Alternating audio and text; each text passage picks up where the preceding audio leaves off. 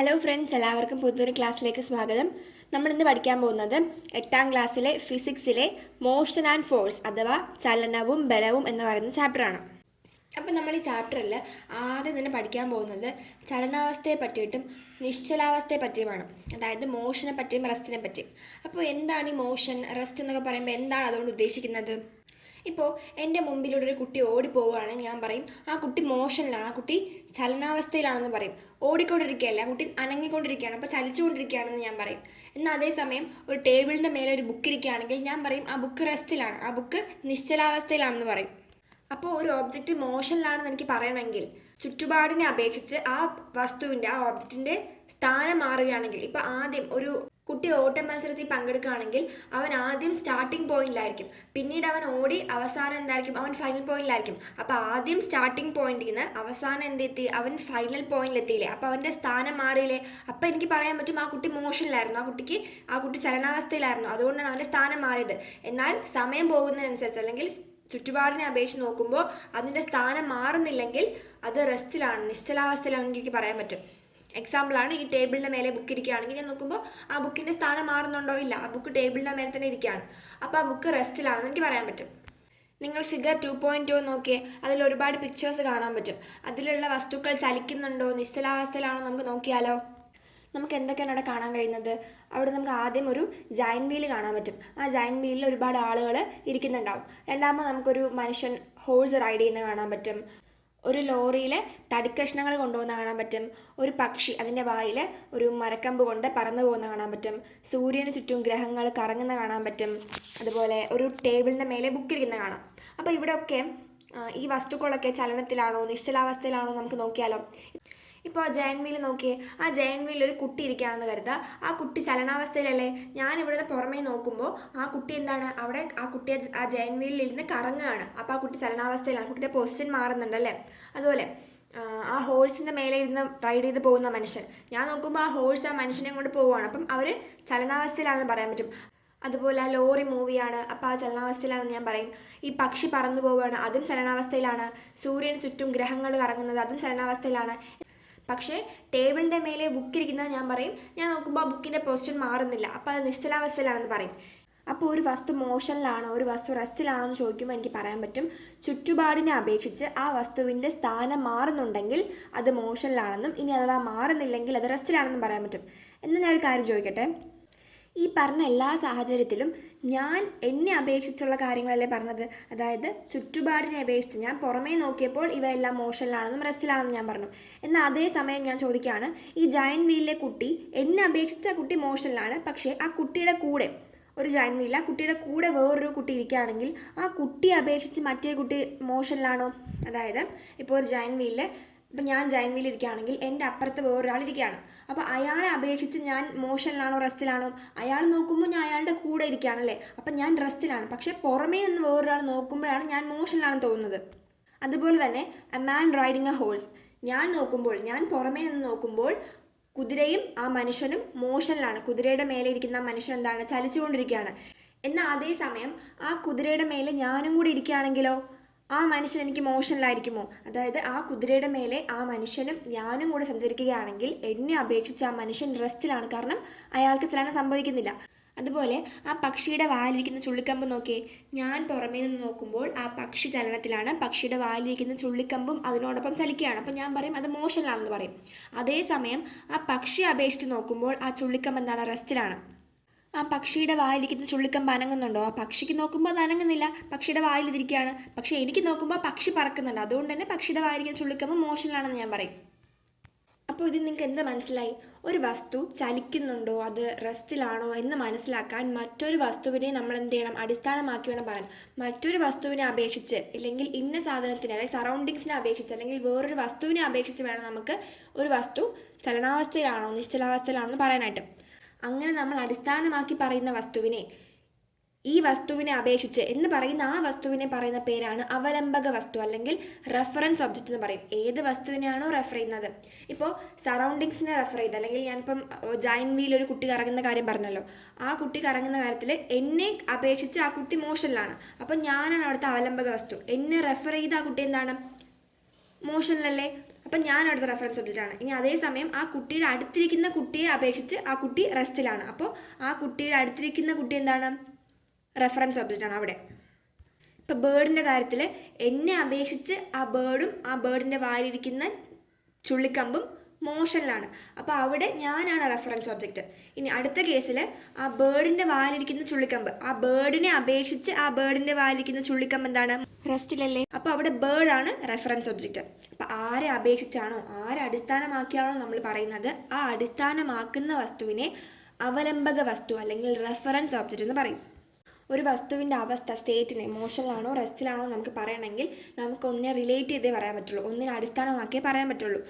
അല്ലാതെ ഇന്ന വസ്തു റെസ്റ്റിലാണ് അല്ലെങ്കിൽ ഇന്ന വസ്തു മോഷനിലാണ് നമുക്ക് അങ്ങനെ അങ്ങ് പറയാൻ പറ്റില്ല. കാരണം വേറൊരു വസ്തുവിനെ അപേക്ഷിച്ച് ചിലപ്പോൾ അത് റെസ്റ്റിലായിരിക്കാം, മോഷനിലായിരിക്കാം, മാറ്റം ഉണ്ടാവാം.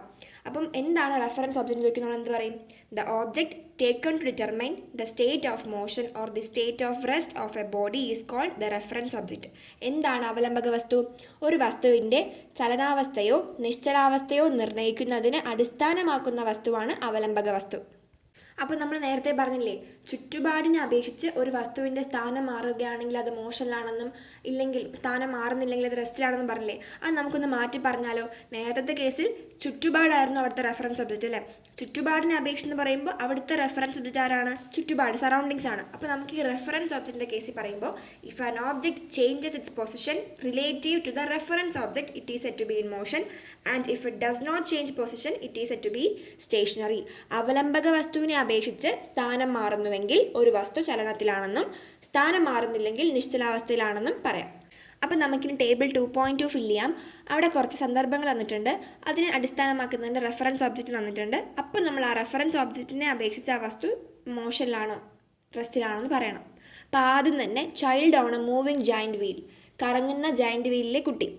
Reference object child sitting nearby, ആ കുട്ടിക്ക് അടുത്തിരിക്കുന്ന കുട്ടിയെ അപേക്ഷിച്ച് ആ കുട്ടി റെസ്റ്റിലാണ്, സ്റ്റേറ്റ് ഓഫ് റെസ്റ്റിലല്ലേ.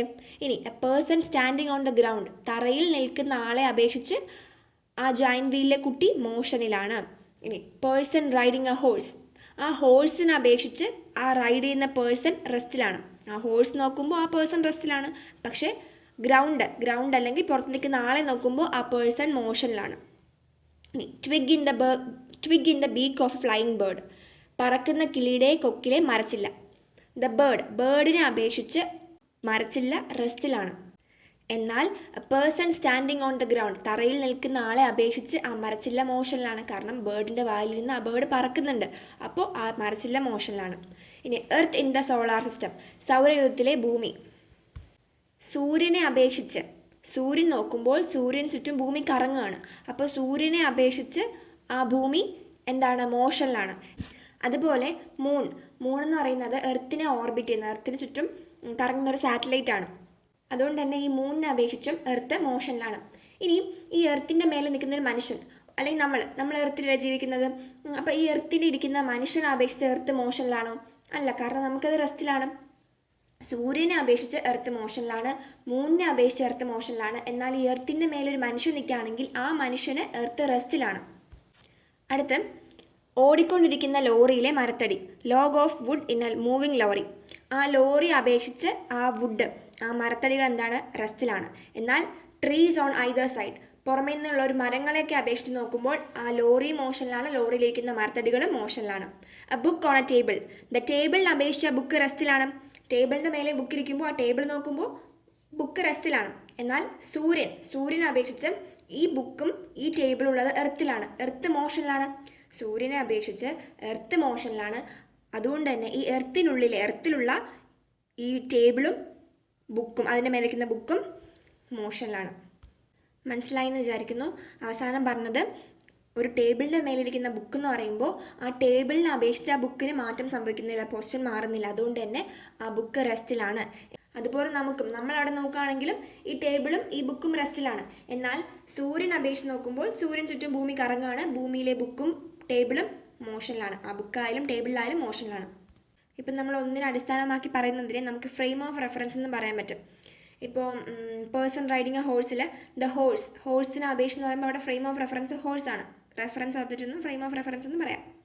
അപ്പോൾ നമ്മൾ ഇത്ര നേരം ഓരോ ഒബ്ജക്റ്റ് എങ്ങനെ മോഷനിലാണെന്നും ഓരോ ഒബ്ജക്റ്റ് എങ്ങനെ റെസ്റ്റിലാണെന്നും പറയാമെന്ന് നമ്മൾ പഠിച്ചു. മറ്റൊരു വസ്തുവിനെ അടിസ്ഥാനമാക്കി വേണം നമ്മൾ പറയാനെന്നും ആ അടിസ്ഥാനമാക്കുന്ന വസ്തുവിനെ റെഫറൻസ് ഒബ്ജക്റ്റ് എന്ന് പറയും, അവലംബക വസ്തു എന്ന് പറയുമെന്നും നമ്മൾ പഠിച്ചു. അപ്പം ഇനി നമ്മൾ പഠിക്കാൻ പോകുന്നത് ഡിസ്റ്റൻസിനെ പറ്റിയാണ്. ദൂരം. നമുക്കറിയാം എന്താണ് ദൂരം എന്നൊക്കെ അല്ലേ. ഒരു വസ്തു സഞ്ചരിക്കുന്ന പാതയുടെ നീളത്തിനെയാണ് ദൂരം എന്ന് പറയാം. ഒരു വസ്തു എത്രത്തോളം ദൂരം സഞ്ചരിച്ചു ആ നീളത്തിനെയാണ് നമ്മൾ എന്ത് പറയാം, ദൂരം എന്ന് പറയുന്നത്.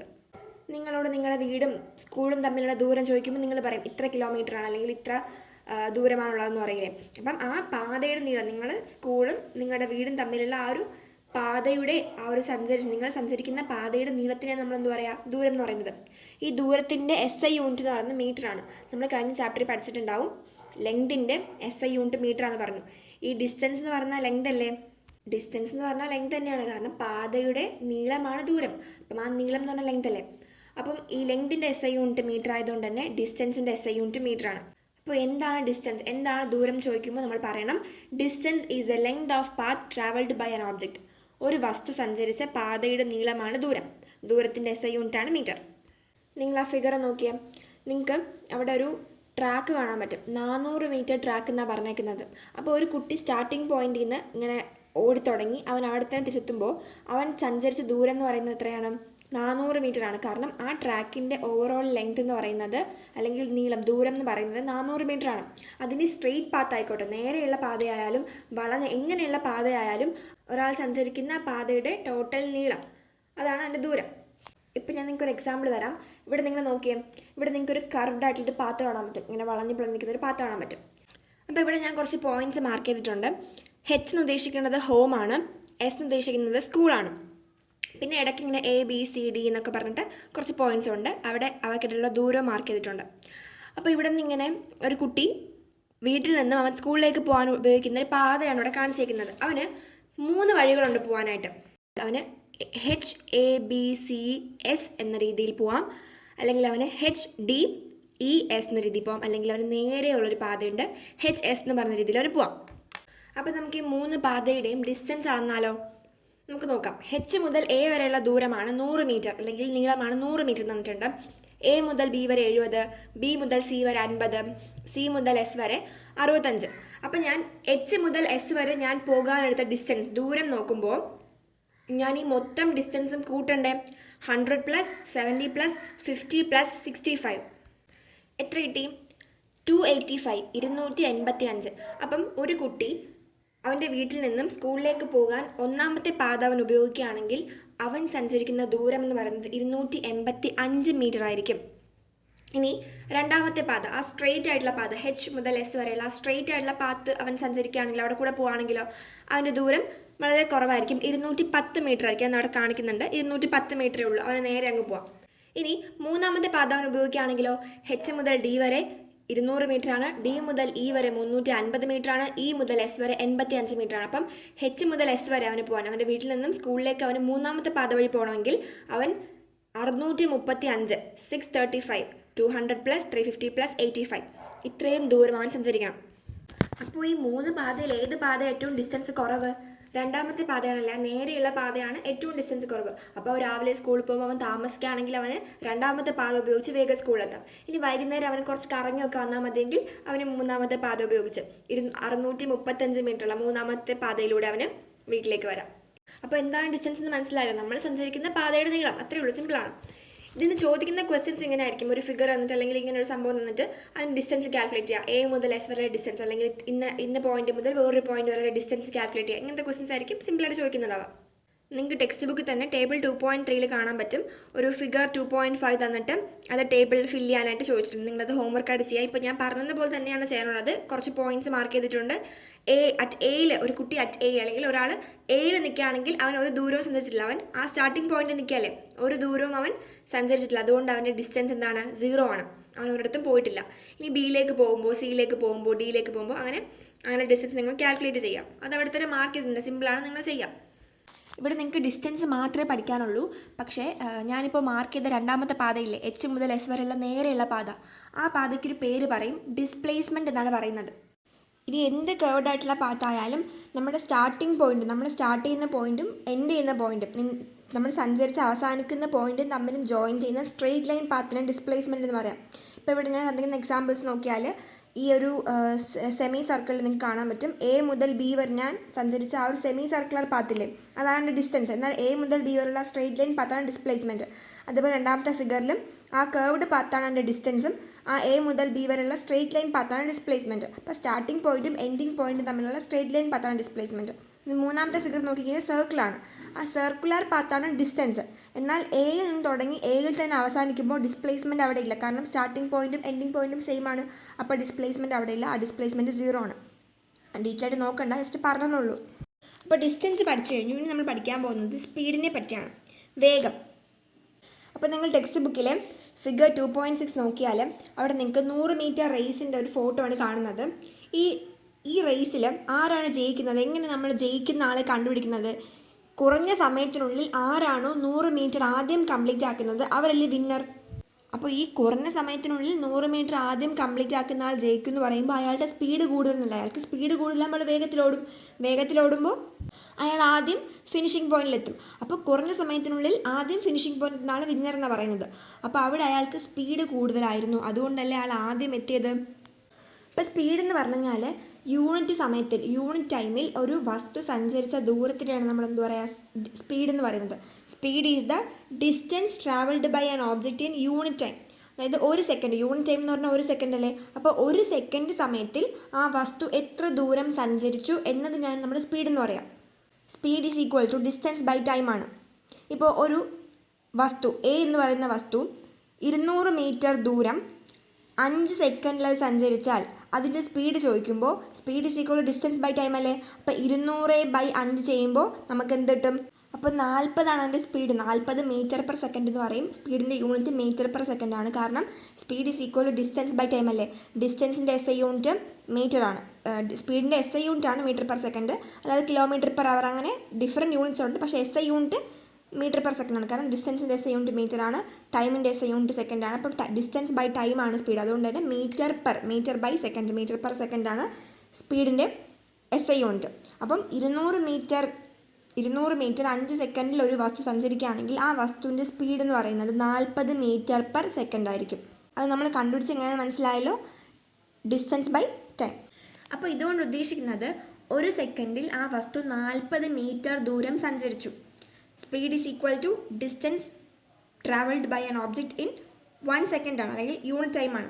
അപ്പം 200 മീറ്റർ ദൂരം 5 സെക്കൻഡിൽ സഞ്ചരിച്ചു എന്ന് പറയുമ്പോൾ 1 സെക്കൻഡിൽ അത് 40 മീറ്റർ സഞ്ചരിച്ചു. അതാണ് അതിൻ്റെ speed, 40 metre per second, 40 metre in 1 second. അപ്പോൾ നിങ്ങൾക്ക് സ്പീഡ് എന്താണെന്ന് മനസ്സിലായെന്ന് വിചാരിക്കുന്നു. ഇനി എന്തൊരു ഫിസിക്കൽ ക്വാണ്ടിറ്റി ആയാലും നമ്മൾ യൂഷ്വലി മെഷർ ചെയ്യുന്നത് അതിൻ്റെ SI യൂണിറ്റിലായിരിക്കും.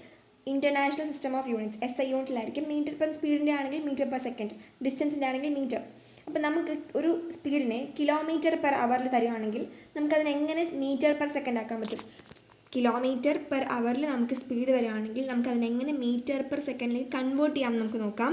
കാരണം പൊതുവേ നമ്മൾ വണ്ടികളുടെയൊക്കെ യൂണിറ്റ് നമ്മൾ കിലോമീറ്റർ പെർ അവറിലാണ് പറയുക, കാരണം വണ്ടികളൊക്കെ ഒരുപാട് ദൂരം സഞ്ചരിക്കുന്നതല്ലേ. അപ്പം ഇനി ഒരു വണ്ടിയുടെ സ്പീഡ് നിങ്ങൾക്ക് കിലോമീറ്റർ പെർ അവർ തരുവാണെങ്കിൽ നിങ്ങൾ അതിനെ മീറ്റർ പെർ സെക്കൻഡ് ആക്കാനായിട്ട് എന്ത് ചെയ്യുക, 5/18 കൊണ്ട് മൾട്ടിപ്ലൈ ചെയ്യാം.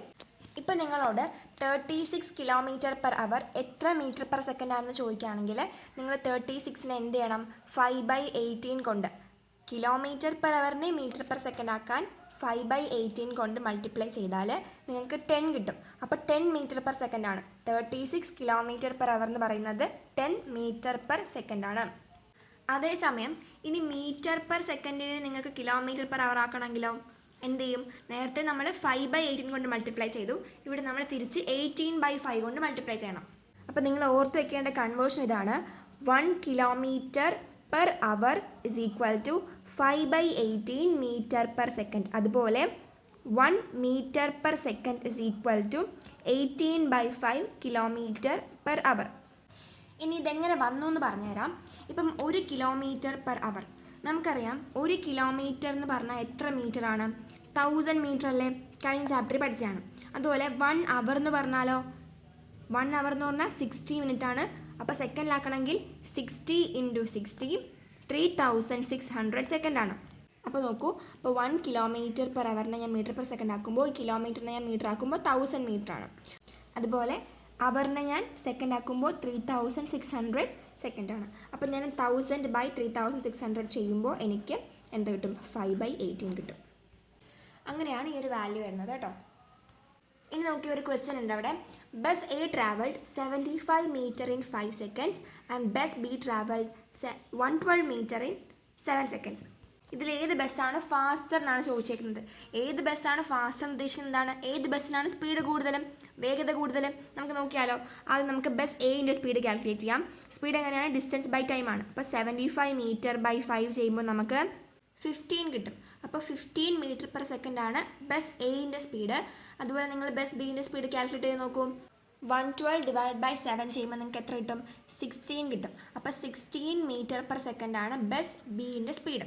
അപ്പോൾ ഇതിൽ ആർക്കാണ് സ്പീഡ് കൂടുതൽ? ആർക്കാണ് വാല്യൂ കൂടുതൽ? ബസ് ബിക്കല്ലേ, 16 അല്ലേ, മറ്റേ 15 അല്ലേ ഉള്ളൂ. അപ്പോൾ ബസ് ബിൻ്റെ സ്പീഡാണ് കൂടുതൽ. അപ്പോൾ ബസ് ബി ആണ് ഫാസ്റ്റർ ആയിട്ടുള്ള ബസ്. മനസ്സിലായോ? ഇനി ഒരു കാര്യം നേരത്തെ പറയാൻ വിട്ടുപോയതാണ് ഞാൻ. നമ്മുടെ വണ്ടികളിലൊക്കെ ഒരു ഡിവൈസ് കാണും, ഓഡോമീറ്റർ എന്നാണ് അതിൻ്റെ പേര്. വണ്ടിയിലെ ഡിസ്റ്റൻസ് അളക്കാൻ, നമ്മൾ എത്ര ദൂരം ട്രാവൽ ചെയ്തു എന്ന് ആ ഡിസ്റ്റൻസ് അളക്കാൻ ഉപയോഗിക്കുന്ന ഡിവൈസാണ് ഓഡോമീറ്റർ. ഇപ്പോൾ വാഹനങ്ങൾ സഞ്ചരിച്ച ദൂരം കാണിക്കുന്ന ഉപകരണമാണ് odometer. Device that shows the distance travelled by vehicles is called an odometer. അതുപോലെ വാഹനങ്ങളുടെ വേഗം കാണിക്കാൻ ഉപയോഗിക്കുന്ന ഡിവൈസാണ് speedometer. Speedometer is the device that shows the speed of a vehicle. അപ്പോൾ എന്താണ് ഓഡോമീറ്റർ? വാഹനങ്ങൾ സഞ്ചരിച്ച ദൂരം കാണിക്കാൻ ഉപയോഗിക്കുന്ന ഡിവൈസാണ് ഓഡോമീറ്റർ. ഓടുക എന്നാലോചിക്കുക, എത്ര ദൂരം ഓടിയെന്ന് കണ്ടുപിടിക്കുന്ന ഡിവൈസാണ് ഓഡോമീറ്റർ. സ്പീഡ് കാണിക്കാനാണെങ്കിലോ സ്പീഡോമീറ്റർ. അപ്പോൾ ടേബിൾ 2.4 നിങ്ങൾ ഹോംവർക്ക് ആയിട്ട് ഫില്ല് ചെയ്യുക. ഒന്നുമില്ല, speed is equal distance by time എന്നുള്ള ഫോർമുല ഉപയോഗിച്ചുകൊണ്ട് സ്പീഡ് കണ്ടുപിടിക്കുക. ഈ 3 ABC എന്ന് പറയുന്ന 3 കുട്ടികളുടെയും സ്പീഡ് കണ്ടുപിടിക്കുക. അത്രേ ഉള്ളൂ. ഇനി നമ്മൾ നോക്കാൻ പോകുന്നതാണ് യൂണിഫോം സ്പീഡും നോൺ യൂണിഫോം സ്പീഡും. സമവേഗവും അസമവേഗവും. സമവേഗം എന്ന് പറഞ്ഞു കഴിഞ്ഞാൽ ഇപ്പോൾ ഒരു വസ്തു തുല്യ സമയങ്ങളിൽ, തുല്യ ഇടവേളകളിൽ തുല്യ ദൂരം സഞ്ചരിക്കുകയാണെങ്കിൽ, ഇപ്പോൾ എക്സാമ്പിൾ പറയുകയാണെങ്കിൽ നമ്മൾ ക്ലോക്കിൻ്റെ സെക്കൻഡ് ഹാൻഡ് എടുക്കുകയാണെങ്കിൽ അത് 10 സെക്കൻഡ് ടൈം എടുക്കാം നമുക്ക്. ആ 10 സെക്കൻഡ്, ഓരോ 10 സെക്കൻഡിലും അത് ഈക്വൽ ഡിസ്റ്റൻസ് ആണ് ട്രാവൽ ചെയ്യുന്നത്. നിങ്ങൾ ആ ഫിഗർ 2.9 നോക്കി. ഈ ക്ലോക്കിൻ്റെ സെക്കൻഡ് ഹാൻഡ് 12 നിന്നും അല്ലെങ്കിൽ എല്ലിൽ നിന്നും ബിയിലേക്ക് എത്താനെടുക്കുന്ന സമയം 10 സെക്കൻഡ് ആണല്ലോ. 12നും 1-നും 5 സെക്കൻഡും 1-നും 2-നും 5 സെക്കൻഡ്, അങ്ങനെ 10 സെക്കൻഡാണ്. 12നും 2-നും അല്ലെങ്കിൽ എല്ലിനും ബിക്കും ഇടയ്ക്ക് എത്താനെടുക്കുന്ന സമയം 10 സെക്കൻഡാണ്. അപ്പോൾ ഈ 10 സെക്കൻഡിനിടയ്ക്ക് ഈ ക്ലോക്കിൻ്റെ സെക്കൻഡ് ഹാൻഡ് 3 സെൻറ്റിമീറ്റർ ദൂരം സഞ്ചരിച്ചു എന്ന് വിചാരിക്കുക. ഇനി ഞാൻ ബിക്കും ഡിക്കും ഇടയ്ക്കുള്ള ദൂരം കാൽക്കുലേറ്റ് ചെയ്യാൻ പോവാണ്. നിങ്ങൾക്കറിയാമല്ലോ, ബിക്കും ഡിക്കും ഇടയ്ക്കും 10 സെക്കൻഡ് തന്നെയാണ്, ടൈം സെയിം തന്നെയാണല്ലോ.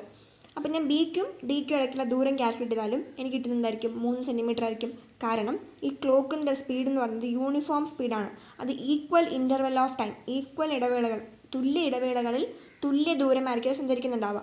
10 സെക്കൻഡ് ആണെങ്കിൽ ഓരോ 10 സെക്കൻഡിൽ അത് 3 സെൻറ്റിമീറ്റർ സഞ്ചരിക്കുള്ളൂ. ഞാൻ എക്സാമ്പിൾ പറയുന്നതാണ് 3 സെൻറ്റിമീറ്റർ ആവണമെന്നില്ല. ആദ്യത്തെ 10 സെക്കൻഡിൽ 3 സെൻറ്റിമീറ്റർ ആണെങ്കിൽ അടുത്ത 10 സെക്കൻഡിൽ 3 സെൻറ്റിമീറ്റർ തന്നെ ആയിരിക്കും. അപ്പോൾ ഈ തുല്യ ഇടവേളകളിൽ തുല്യ ദൂരം സഞ്ചരിക്കുന്ന ഓബ്ജക്റ്റ് യൂണിഫോം സ്പീഡ്, സമവേഗത്തിലാണെന്ന് പറയും. അപ്പോൾ നോൺ യൂണിഫോം സ്പീഡ്, അസമവേഗം നിങ്ങൾക്ക് പറയാവുന്നതേ ഉള്ളൂ. തുല്യ ഇടവേളകളിൽ വ്യത്യസ്ത ദൂരം സഞ്ചരിക്കുകയാണെങ്കിൽ അവ അസമവേഗത്തിലാണ്.